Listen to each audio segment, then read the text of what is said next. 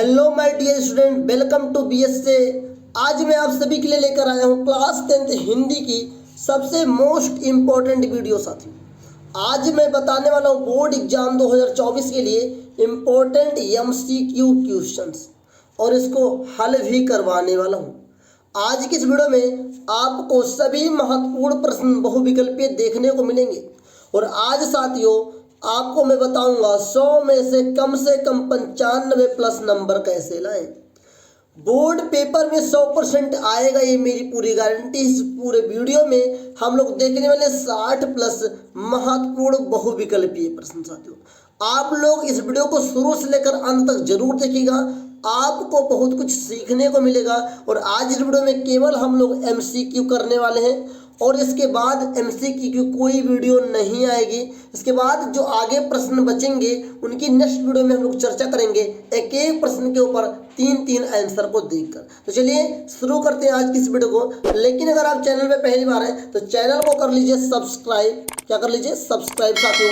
और वीडियो को लाइक करना मत भूलिएगा और लास्ट में शेयर कर दीजिएगा अपने दोस्तों तक, जिससे कि उन्हें पता चल जाए कि ब्रजेश साइंस अड्डा पे क्या क्या वीडियोस आ रही हैं। चलिए शुरू करते हैं आज की इसी वीडियो को।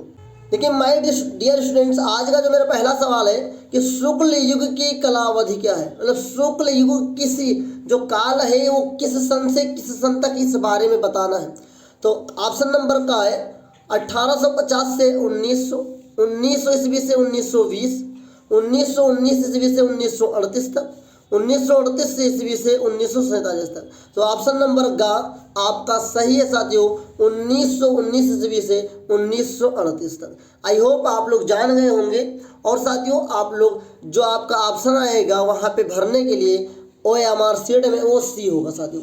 एक वीडियो में आपके लिए लेकर आऊँगा जिसमें बताऊँगा OMR सीट कैसे भरी जाती है, निश्चिंत रहिए। आज का दूसरा सवाल है शुक्ल युग के सशक्त आलोचक एवं निबंधकार का नाम है। रामचंद्र शुक्ल, प्रताप नारायण मिश्र, राधा चरण गोस्वामी, राधा कृष्ण दास। तो ऑप्शन नंबर साथियों का सही है, रामचंद्र शुक्ल सशक्त आलोचक के रूप में शुक्ल युग के माने जाते हैं साथियों। क्वेश्चन नंबर 3 है उपन्यास भूले बिसरे चित्र के लेखक हैं। फिर से पढ़िएगा, उपन्यास भूले बिसरे चित्र के लेखक हैं प्रेमचंद्र, ऑप्शन नंबर खा भगवती चरण वर्मा, ऑप्शन नंबर गा यशपाल, ऑप्शन नंबर घा वृंदावन लाल वर्मा। तो ऑप्शन नंबर घा इसका सही है साथियों, भगवती चरण वर्मा, जो कि साथियों उपन्यास भूले बिसरे चित्र के लेखक हैं साथियों। इसको याद रखिएगा, यहाँ शब्द चित्र जुड़ गया है। एक आपको ऐसे ही कृत मिलेगी केवल भूले बिसरे और दूसरे लेखक का है, इसको भी ध्यान रखिएगा। आज का अपना चौथा सवाल है साथियों, कलम का सिपाही के लेखक। कलम का सिपाही के लेखक हैं कौन है? नंबर का अमृतलाल, नंबर खा गुलाब राय, ऑप्शन नंबर गा मुंशी ईसा अल्लाह खां, नंबर घा वैद्यनाथ मिश्र। तो ऑप्शन नंबर साथियों का आपका सही है, अमृतलाल जो है साथियों कलम का सिपाही नामक कृत के लेखक हैं। आई होप आपका कॉन्सेप्ट क्लियर हो रहा होगा और आप सीख रहे होंगे प्रश्न को हल करना। आज का जो अपना पांचवा सवाल है साथियों, लिखा है लहरों के राजहंस के लेखक का नाम है। लहरों के राजहंस के लेखक का नाम है साथियों, नंबर का मोहन राकेश, प्रेमघन, गुलाब राय, रामधारी सिंह दिनकर। तो ऑप्शन नंबर का आपका सही है साथियों, मोहन राकेश। आई होप आपको ये वीडियो अच्छी लग रही होगी। तो आप लोग भी एक कलम कॉपी लेकर जरूर बैठिए, जिससे कि आप लोग को जो भी डाउट हो वो लिखते रहिए और आपको जो भी पूछना हो कमेंट में पूछ सकते हैं साथियों, निश्चिंत रहिए। अगला प्रश्न क्वेश्चन नंबर 6, मुंशी प्रेमचंद द्वारा संपादित पत्रिकाएं हैं। ऑप्शन नंबर का मर्यादा और हंस, ऑप्शन नंबर खा छाया और प्रभा, ऑप्शन नंबर गा सुधा और हंस, ऑप्शन नंबर घा सरस्वती। तो साथियों मर्यादा और हंस जो है वो मुंशी प्रेमचंद द्वारा संपादित पत्रिकाएं हैं साथियों। अगला मैं आपके लिए क्वेश्चन लेकर आया हूँ, कृत कंकाल, जो कंकाल के लेखक हैं, कंकाल के लेखक कौन है साथियों? ऑप्शन नंबर का मुंशी प्रेमचंद, ऑप्शन नंबर खा जयशंकर प्रसाद, ऑप्शन नंबर गा राम कुमार वर्मा, ऑप्शन नंबर घा मैथिली शरण गुप्त। तो ऑप्शन नंबर खा आपका सही है साथियों, जयशंकर प्रसाद। सवाल में जो मैं छाट के लाया हूँ वो PYQ से लेकर आया हूँ साथियों, प्रीवियस ईयर क्वेश्चन से छाट के ले आया हूँ और बड़ी मेहनत से मैं आपके लिए सिलेक्ट करके क्वेश्चन लाया हूँ। तो वीडियो को लाइक करते रहिए साथियों। 8वां नंबर आज का सवाल है, सूरज का 7वां घोड़ा हिंदी साहित्य की कौन सी विधा है? मतलब किस विधा की रचना है सूरज का 7वां घोड़ा साथियों? तो नंबर का निबंध, नंबर खा उपन्यास, नंबर का डायरी, नंबर घा कविता। तो ऑप्शन नंबर साथियों खा आपका सही है, ये उपन्यास है। क्या है? सूरज का 7वां घोड़ा क्या है साथियों? उपन्यास विधा की रचना है। आई होप आप सीख गए होंगे और जान रहे होंगे। आइए आगे देखते हैं प्रश्नों की शाखा। क्वेश्चन नंबर 9 है साथियों, अनाम दास का पोथा उपन्यास रचना किसने की? उपन्यास है, अनाम दास का जो पोथा है उपन्यास है, लेकिन किसने लिखा ये हमें बताना है। ऑप्शन नंबर का है प्रेमचंद्र, ऑप्शन नंबर का हजारी प्रसाद द्विवेदी, ऑप्शन नंबर का उपेंद्र नाथ अश्क, ऑप्शन नंबर घ है कन्हैया लाल। लेकिन ऑप्शन नंबर इसका खास है ये साथियों, हजारी प्रसाद द्विवेदी ने अनाम दास का पोथा उपन्यास की रचना की है। फिर है आप क्वेश्चन नंबर 10, गेहूं और गुलाब किसकी रचना है? गेहूं और गुलाब किसकी रचना है? ऑप्शन नंबर का रामविलास शर्मा, ऑप्शन नंबर खा प्रेमचंद्र, ऑप्शन नंबर का राम वृक्ष बेनीपुरी, ऑप्शन नंबर घ महादेवी वर्मा। साथियों ऑप्शन नंबर ग आपका सही है, राम वृक्ष बेनीपुरी गेहूं और गुलाब की रचनाकार है साथियों। क्वेश्चन नंबर 11 है आपका, हिंदी गद्य के प्राचीनतम प्रयोग किस भाषा में मिलते हैं? हिंदी गद्य के प्राचीनतम प्रयोग किस भाषा में मिलते हैं? नंबर 1 का राजस्थानी व ब्रजभाषा, नंबर घ राजस्थानी, नंबर ग राजस्थानी व आधुनिक भाषा, नंबर घ खड़ी बोली। तो ऑप्शन नंबर का आपका सही है साथियों, राजस्थानी व ब्रज भाषा में हिंदी गद्य के प्राचीनतम प्रयोग मिलते हैं साथियों।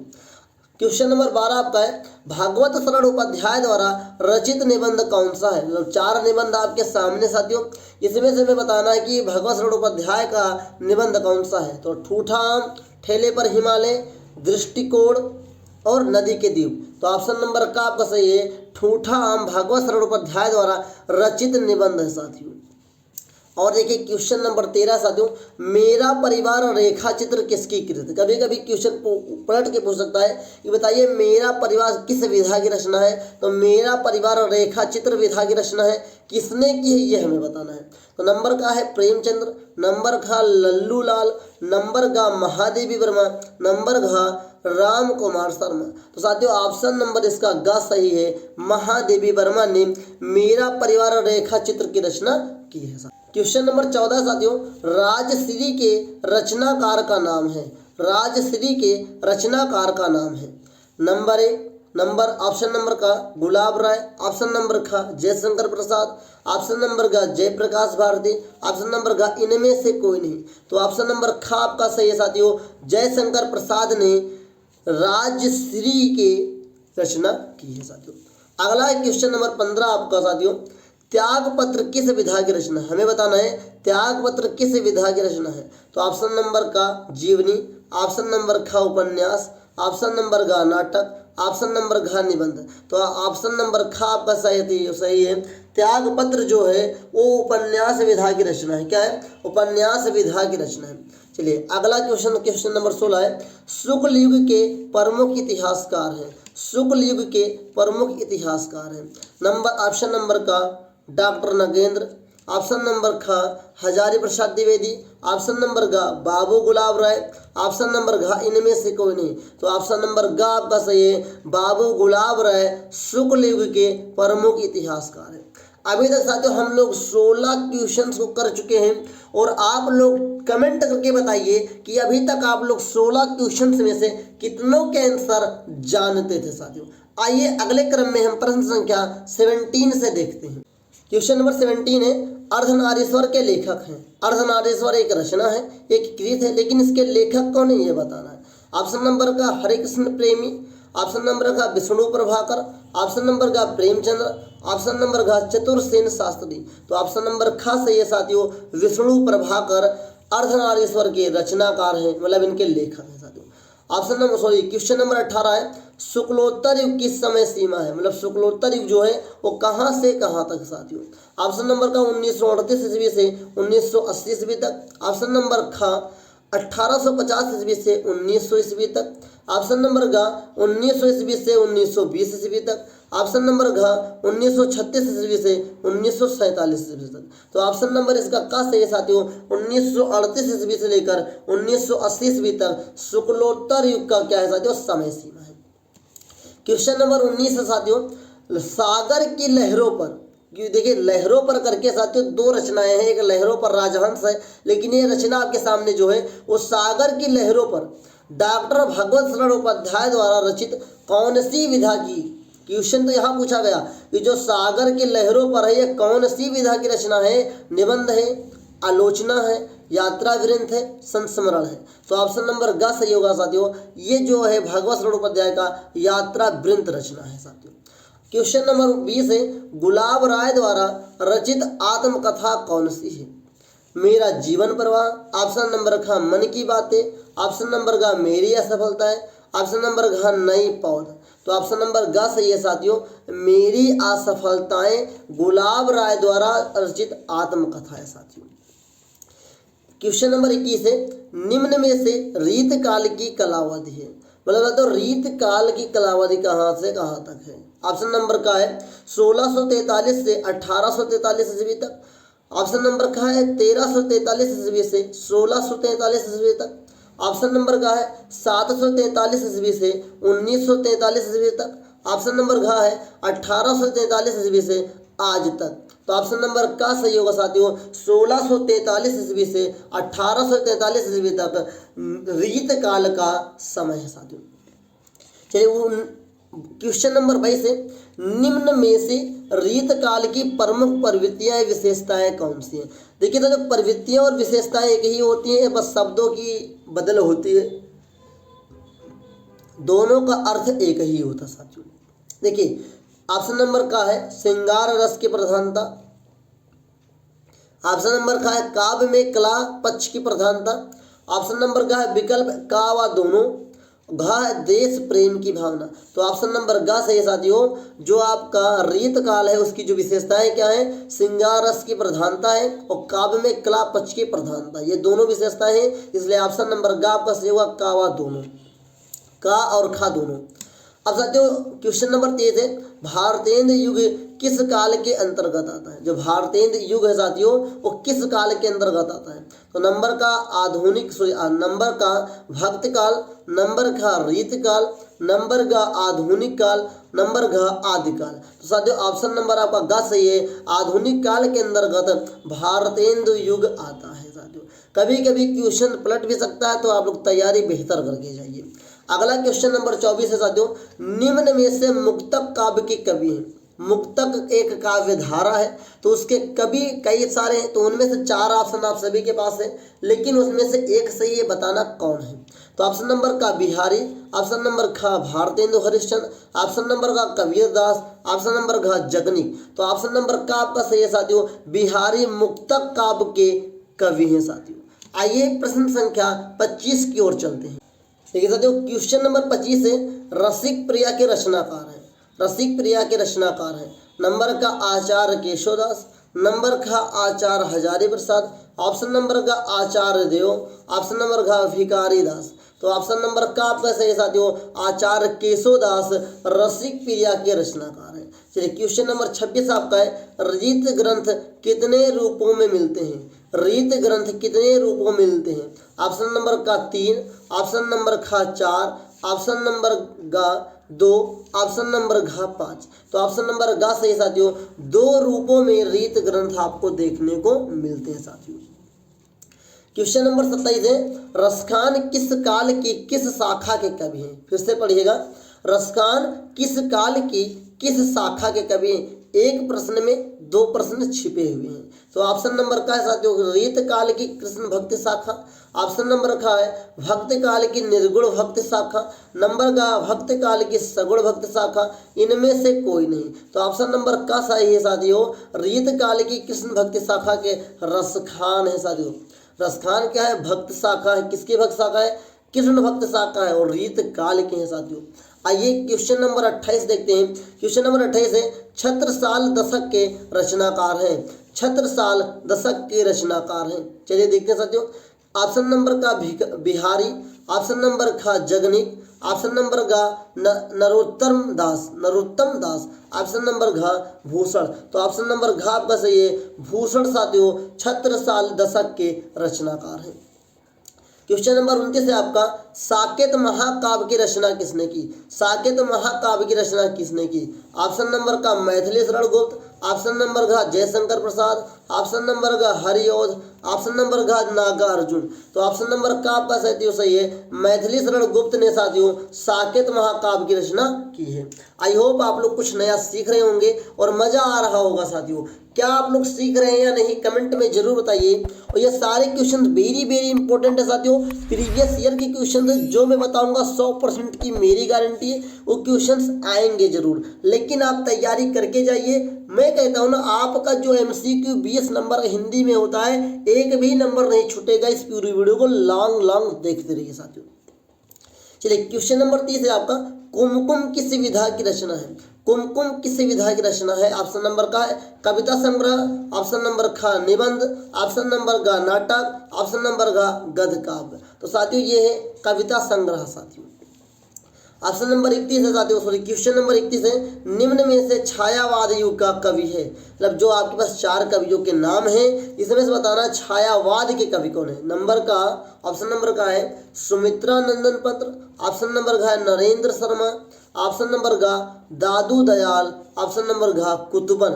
तो ऑप्शन नंबर का आपका सही साथियों, सुमित्रा नंदन पंत क्या है, छायावाद के कवि हैं साथियों, छायावाद युग के कवि हैं। चलिए क्वेश्चन नंबर 32 है, यामा के रचयिता का नाम है। यामा के रचयिता का नाम है। ऑप्शन नंबर का है सुभद्रा कुमारी चौहान, ऑप्शन नंबर का है सुभद्रा कुमारी चौहान, ऑप्शन नंबर का महादेवी वर्मा, ऑप्शन नंबर का मीराबाई, ऑप्शन नंबर का अशोक वाजपेयी। तो ऑप्शन नंबर खा साथियों सही है, महादेवी वर्मा ने साथियों यामा की रचना की है, यामा की रचना की। लेकिन आपको कमेंट में बताना है साथियों कि यामा जो रचना है वो किस विधा की रचना है महादेवी वर्मा द्वारा। इसको आप कमेंट करके बताइए, क्योंकि क्वेश्चंस एग्जामिनर घुमा भी सकता है, तो तैयार कर लो यामा किस विधा की रचना है। आइए अगले प्रश्न की ओर चलते हैं। चलिए देखिए साथियों क्वेश्चन नंबर 33 जो आपका है, हास्य रस का अस्थायी भाव है। ऑप्शन नंबर का शोक, ऑप्शन नंबर का रति, ऑप्शन नंबर का हास्य, ऑप्शन नंबर का निर्वेद। तो साथियों ऑप्शन नंबर का सही है, हास्य रस का अस्थायी भाव हास्य।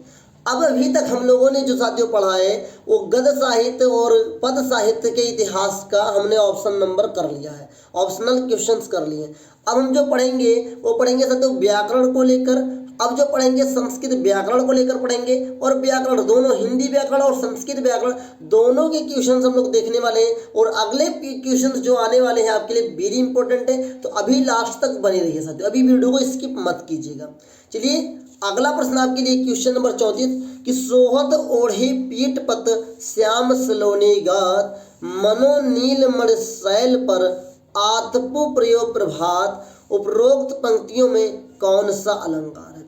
साथियों पहले जो होता था वो अलंकार की परिभाषा उदाहरण लिखने के लिए आता था, लेकिन वर्तमान समय जो आपके लिए NCERT चालू की है और नई शिक्षा नीति जो आई है, तब से साथियों आपके लिए क्वेश्चंस दे दिया जाता है और ऑप्शन बताया जाता है कि बताइए निम्नलिखित में से कौन सा ऑप्शन सही है।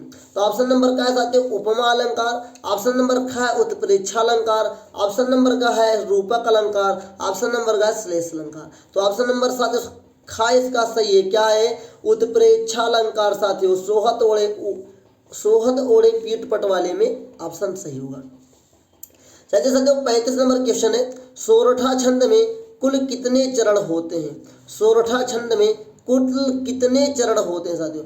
चरण और पद अलग अलग होते हैं साथियों, इस बात को याद रखिएगा, चरण अलग होते हैं और पद अलग होते हैं। तो ऑप्शन नंबर का है 3, ऑप्शन नंबर का 4, ऑप्शन नंबर का 2, ऑप्शन नंबर का 5। तो ऑप्शन नंबर आपका खा से तो 4। सोरठा में 4 साथियों, सोरठा छंद में कुल 4 चरण होते हैं और पद 2 होते हैं। पद कितने होते हैं साथियों? इसे याद रखिए, पद 2 होते हैं और चरण 4 होते हैं साथियों। अगला क्वेश्चन है साथियों 36 नंबर, रोला छंद में कुल कितने मात्राएं होती हैं? रोला छंद में कुल कितनी मात्राएं होती हैं? ऑप्शन नंबर का 11, ऑप्शन नंबर का 13, ऑप्शन नंबर का 24, ऑप्शन नंबर का 12। तो ऑप्शन नंबर साथियों ग सही है साथियों। आपकी कुल 24 मात्राएं होती हैं और इसमें साथियों 11 13 के लिए चलती हैं, कुल 24 मात्राएं आपकी होती हैं साथियों। अब देखिए यहाँ पे हमारा व्याकरण चालू हो जाता है साथियों। लिखा अपार शब्द में कौन सा उपसर्ग लगा है, अपार शब्द में कौन सा उपसर्ग लगा है।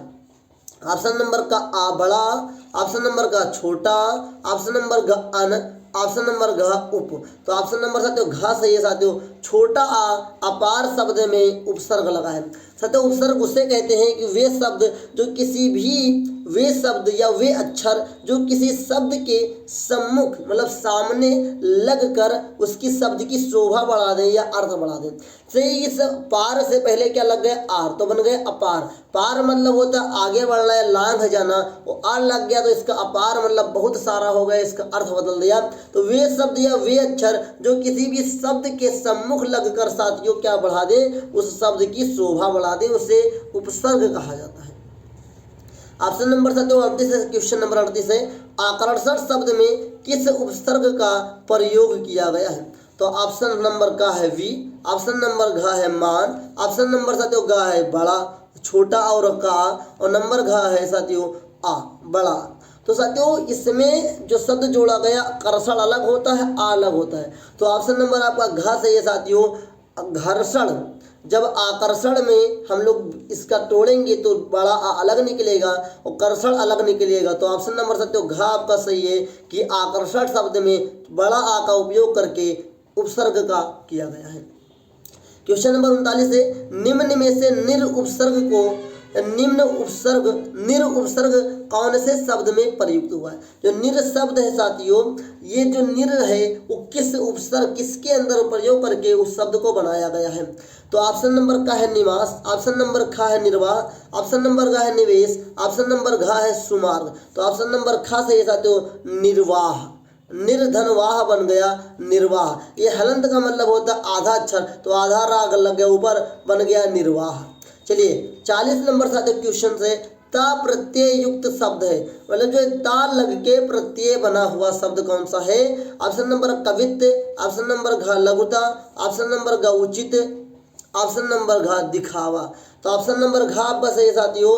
लघुता शब्द जो है साथियों वो क्या है साथियों, ता प्रत्यय से मिलकर एक शब्द बना है। प्रत्यय उसे कहते हैं जो किसी भी शब्द के अंतिम में जुड़कर उस शब्द की शोभा बढ़ा दे, उस शब्द का अर्थ बदल दे, उसे प्रत्यय कहा जाता है साथियों।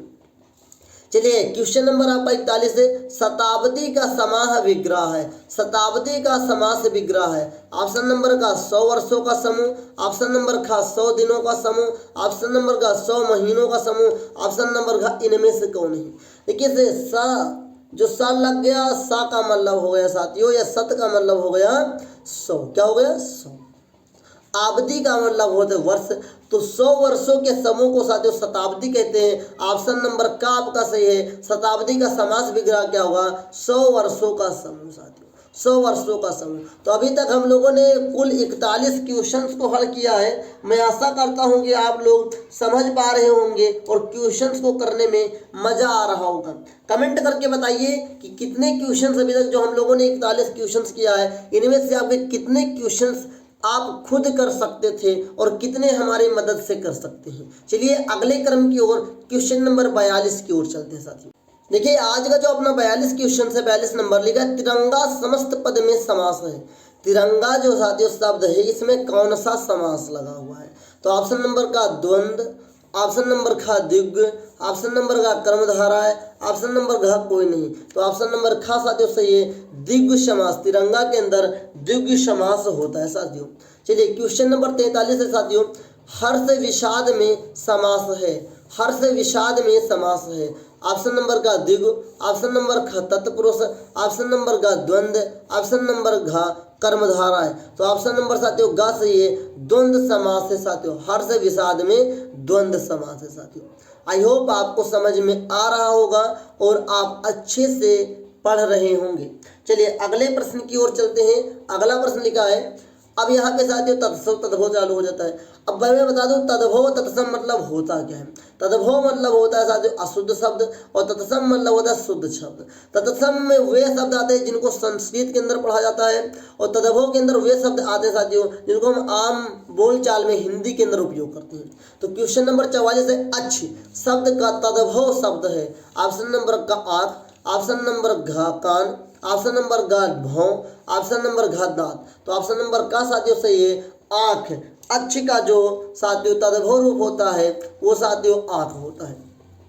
चलिए क्वेश्चन नंबर 45 है साथियों काज शब्द का तत्सम रूप है। काज शब्द का तत्सम रूप है। नंबर का कर्म, नंबर का कार्य, नंबर का छिद्र, नंबर का आश्रम श्रम लिखा हुआ है। तो ऑप्शन नंबर साथियों आपका खा सही होगा कार्य। काज का साथियों तत्सम रूप होता है कार्य। काज कहते हैं गांव में काज कर चुके हो, काज कियो तो काम कियो, काम नहीं होता सही रूप, काम का सही रूप कार्य होता है साथियों।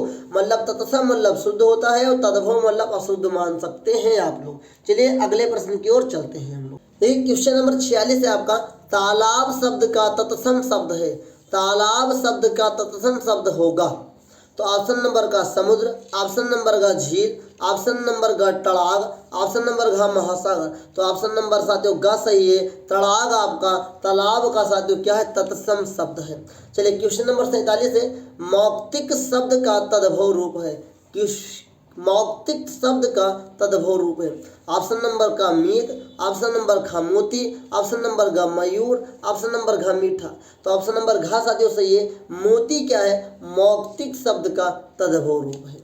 चलिए क्वेश्चन नंबर 48 है आपका विनायक भलचंद्र, विलायक भनचंद्र किस शब्द के पर्यायवाची हैं। जो विनायक हैं भलचंद्र हैं किस शब्द के पर्यायवाची हैं। ऑप्शन नंबर ग गणेश, ऑप्शन नंबर घ देवता, ऑप्शन नंबर घ इंद्र, ऑप्शन नंबर घ शिव। तो ऑप्शन नंबर साथियों सही है आपका का गणेश। कहते हैं विद्य विनायक मोरे देवा।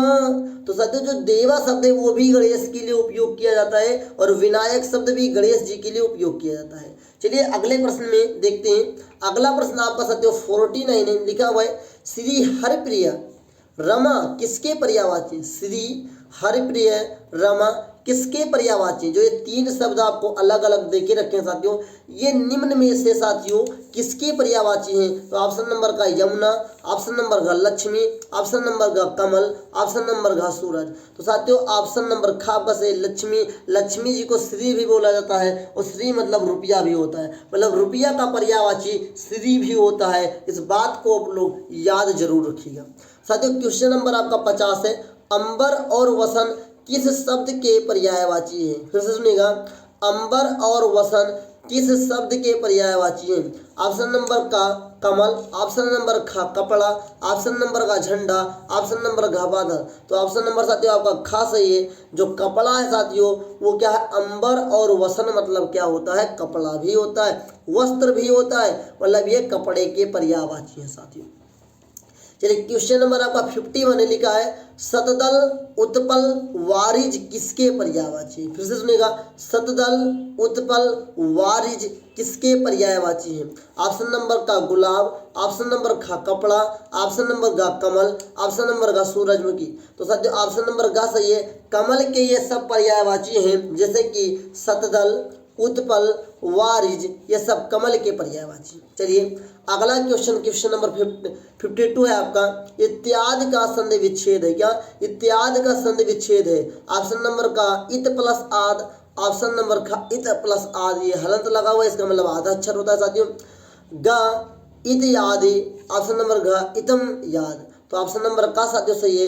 इत प्लस आदि मिलकर बन जाते हैं इत्यादि क्योंकि साथियों ता पे छोटी की मात्रा लगी है छोटी की मात्रा और बड़ा आ मिलकर बन जाते हैं या और साथियों जो ये अक्षर होता है वो हो जाता है आधा। तो हो गया इत प्लस आद बन गया इत्यादि। आई होप अभी तक हम लोग 52 क्वेश्चन कर चुके हैं और 52 क्वेश्चन में आपको समझ में आ रहा होगा और बेस्ट लग रहा होगा आपकी वीडियो। तो वीडियो को लाइक कर दीजिए साथियों अभी से। और इतनी मेहनत किया हूँ आपके लिए इतने क्वेश्चन को मैं सिलेक्ट करके जो लाया हूँ इसके लिए एक लाइक तो बनता है, लाइक कर दीजिए और चैनल को अभी तक नहीं सब्सक्राइब किया है तो सब्सक्राइब कर लीजिए। अभी भी वीडियो को स्किप मत कीजिएगा, अभी भी कुछ महत्वपूर्ण इंपॉर्टेंट क्वेश्चंस आगे आपको मैं करवाने वाला हूँ। तो चलिए आगे 53 की ओर चलते हैं। देखिए सर, क्वेश्चन नंबर आपका 53 है, मध्यवर्ग, क्या लिखा है, मध्यवर्ग का संधि विच्छेद है। ऑप्शन नंबर का मध्य प्लस वर्ग, ऑप्शन नंबर घ मधु प्लस वर्ग, ऑप्शन नंबर घ मधु प्लस अर्घ और ऑप्शन नंबर घ मध्य प्लस वर्ग। तो ऑप्शन नंबर घ साथियों सही है इसका, मध्य पली अर्घ मिलके बन जाता है मध्यवर्ग, क्योंकि छटाव की मात्रा और ये मिलेगा तो बन जाएगा वह साथियों, और ये अक्षर हो जाएगा आधा तो बन जाएगा मध्य प्लस अर्घ।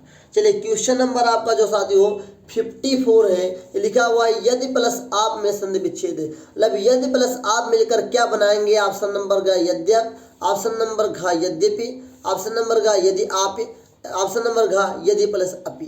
तो ऑप्शन नंबर का साथियों सही है यद्यप। साथियों क्या बनता है, जब यदि प्लस आप मिलते हैं तो बन जाते हैं यद्यप। चलिए क्वेश्चन नंबर आपका 55 है साथियों, प्रभु प्लस आदेश में संधि है। प्रभु प्लस आदेश में संधि है, मतलब जो साथियों जब प्रभु प्लस आदेश मिलते हैं तो कौन से शब्द का निर्माण होता है। ऑप्शन नंबर का है प्रभु, प्रभोदेश, ऑप्शन नंबर का है प्रभ्योदेश, ऑप्शन नंबर का है प्रभादेश, ऑप्शन नंबर का है घा है कोई नहीं। तो साथियों ऑप्शन नंबर घा आपका सही है, प्रभ्यादेश, प्रभोदेश, क्या है साथियों, प्रभोदेश, जिसे बोल सकते हैं प्रभु का आदेश, इससे क्या मिलके बना है, प्रभ्योदेश। क्वेश्चन नंबर आपका 56 है, प्रत्य प्लस आशा से संधि है। मतलब प्रत्य प्लस आशा से मिलकर कौन से शब्द का निर्माण हुआ है। ऑप्शन नंबर का पित्रेशा, ऑप्शन नंबर का पित्रोसा, ऑप्शन नंबर का पित्राशा, ऑप्शन नंबर का पित्राशा। तो ऑप्शन नंबर का सा जो सही है पित्राशा, इस शब्द को मिलने के बाद बनता है। चलिए आप क्वेश्चन नंबर आपका 57 है, फलभ्यम, सर क्या लिखा, फलभ्य, क्या लिखा, फलेभ रूप है फल शब्द का। फल शब्द जो है उसका एक रूप है फलेभ, तो कौन सा है। ऑप्शन नंबर का चतुर्थी विभक्त बहुवचन, ऑप्शन नंबर घ पंचमी विभक्त बहुवचन, ऑप्शन नंबर का विकल्प का व खा दोनों, ऑप्शन नंबर घ उपयुक्त में से कोई नहीं। तो ऑप्शन नंबर घ साथियों सही है, जो आपका फल का फलेभ है वो चतुर्थी विभक्त का बहुवचन भी है और पंचमी विभक्त का भी बहुवचन है साथियों। चलिए क्वेश्चन नंबर अगले प्रश्न की ओर देखते हैं। अगला प्रश्न आपका 58 है, क्या साथियों, अगला प्रश्न आपका 58 है। क्वेश्चन नंबर 58 क्या लिखा हुआ है कि मधुनी रूप है मधु शब्द का। शब्द कौन सा है, मधु, और मधुनी क्या है इसको हमें बताना है। तो सप्तमी विभक्त एक वचन, षष्टमी विभक्त द्विवचन, प्रथमा विभक्त बहुवचन, इनमें से कोई नहीं। तो ऑप्शन नंबर का साथियों सही है, सप्तमी विभक्त एक वचन। सप्तमी विभक्त एक वचन क्या है, मधु का शब्द क्या है, मधुनी। कभी क्वेश्चन पलट भी सकता है तो तैयार बेहतर से करके जाइएगा। आप क्वेश्चन नंबर 59 है, मधु शब्द का तृतीय विभक्त एक वचन है। मतलब जो मधु शब्द है, अभी हम 2 पढ़ चुके हैं मधु के बारे में, तो मधु शब्द जो साथियों उसका तृतीय विभक्त कौन सा है। तो ऑप्शन नंबर का है मधुना, ऑप्शन नंबर घ मधुनी, ऑप्शन नंबर का मधुना, ऑप्शन नंबर घ मधुनी। तो ऑप्शन नंबर ग आपका साथियों से मधुना। और ये इसी बात को याद रखिए, देखने में तो सब एक जैसे लगेंगे कभी कभी, लेकिन एक एक मात्रे से पूरे अर्थ का अनर्थ हो सकता है, तो आप लोग अच्छे से तैयारी करके जरूर जाइएगा। चलिए साथियों अगला प्रश्न क्वेश्चन नंबर 60 है आपका, नदी शब्द का पंचमी विभक्त बहुवचन का रूप है। पर नदी शब्द का पंचमी विभक्त बहुवचन का रूप है। ऑप्शन नंबर का नघो, ऑप्शन नंबर का नघो, ऑप्शन नंबर का निदाशु, ऑप्शन नंबर का निदानाम। तो साथियों ऑप्शन नंबर घ सही है, नदी नाम आपका जो नदी शब्द है उसका पंचमी विभक्त का बहुवचन है साथियों। चलिए क्वेश्चन नंबर 61 देखते हैं। आपठत रूप है पठ शब्द का। जो शब्द सॉरी ये जो धातु है पठ, पठ मतलब पढ़ना होता है, तो आपठत जो साथियों लगा है ये कब लगेगा, किस काल में लगेगा, ये हमें बताना है। तो ऑप्शन नंबर का लट लकार प्रथम पुरुष एक वचन, ऑप्शन नंबर का लिट लकार मध्यम पुरुष, ऑप्शन नंबर का लोट लकार उत्तम पुरुष द्विवचन, इनमें से कोई नहीं। तो ऑप्शन नंबर साथियों का सही है लट लकार प्रथम पुरुष एक वचन साथियों। इनमें से एक प्रश्न आएगा लेकिन बहुत इंपॉर्टेंट रहेगा, उसको भी आप तैयार करके जाइएगा। अगला लिखा साथियों क्वेश्चन नंबर 62 है साथियों कि हस धात लट लकार उत्तम पुरुष द्विवचन का रूप है। मतलब जो हस धात होगा इसका लट लकार में उत्तम पुरुष में द्विवचन का रूप कौन सा है। तो ऑप्शन नंबर का हस्सामा, ऑप्शन नंबर ख अहस्ताम, ऑप्शन नंबर ग साथियों हसाओ, और ऑप्शन नंबर साथियों घ सही है हसाओ। इसको आपको कमेंट करना है कि इसका ऑप्शन कौन सा सही होगा, क्योंकि एक क्वेश्चन से मैं होमवर्क के लिए आपको दे रहा हूँ, इसको आपको कमेंट करके बताना है कि इसका आंसर कौन सा सही होगा। आई होप आप लोग कमेंट करेंगे। और अभी तक हम लोगों ने जो पढ़ा है वो क्या पढ़ा है साथियों, 60 में 60 मान के रखता हूँ मैं। वैसे तो साथियों प्रश्न थे 62 में 62, लेकिन मैं होमवर्क कुछ दे दिया हूँ कि 2%, तो मैं 62 में से केवल मैं मानता हूँ कि हम लोगों ने पढ़ा 60%। आपने जो 60% पढ़े हुए साथियों, मेरी पूरी गारंटी 100% की है कि इससे बाहर कोई भी प्रश्न नहीं आएंगे। और इससे पहले भी मैंने कुछ बहुविकल्पीय वेरी इंपॉर्टेंट प्रश्न करवा दिया है। क्या इससे प्रीवियस वीडियो को देखने के लिए लिंक आपको डिस्क्रिप्शन में मिलेगी, वहां पर आपको जाके देख लेना चाहिए। इससे भी बेहतर मैं प्रश्न को हल करके दिखाया हूं साथियों। और इससे प्रीवियस ईयर के क्वेश्चंस भी मैंने करवाया है। इससे बेहतर वीडियोस को देखने के लिए चैनल को सब्सक्राइब कर लीजिए और इससे प्रीवियस वीडियो को जरूर देखिए। देखिए मैंने कितनी मेहनत आपके लिए की, कितने क्वेश्चंस आपके लिए लिखे हैं, बहुत इंपॉर्टेंट साथियों लगाए, बड़ी मेहनत के संग मैं इसको लिख के लाया हूँ आपके लिए। तो साथियों इसके लिए एक लाइक, क्या साथियों एक लाइक तो बनता है, एक लाइक और एक सब्सक्राइब और एक शेयर तो बनता है साथियों। तो अपने दोस्तों तक शेयर कर दीजिए, वीडियो को लाइक कर दीजिए, चैनल को सब्सक्राइब कर दीजिए और बेल आइकन को प्रेस कर लीजिए इसी प्रकार की और वीडियोस को देखने के लिए। चलिए मिलते हैं नेक्स्ट वीडियो में। उस वीडियो के अंदर हम लोग सीखेंगे हिंदी के कुछ वर्णनात्मक प्रश्न, जिससे कि आपके पूरे प्रश्न हो जाएंगे और हिंदी की बेहतर तैयारी हो जाएगी। चलिए मिलते हैं नेक्स्ट वीडियो में, तब तक के लिए जय हिंद, वंदे मातरम साथियों।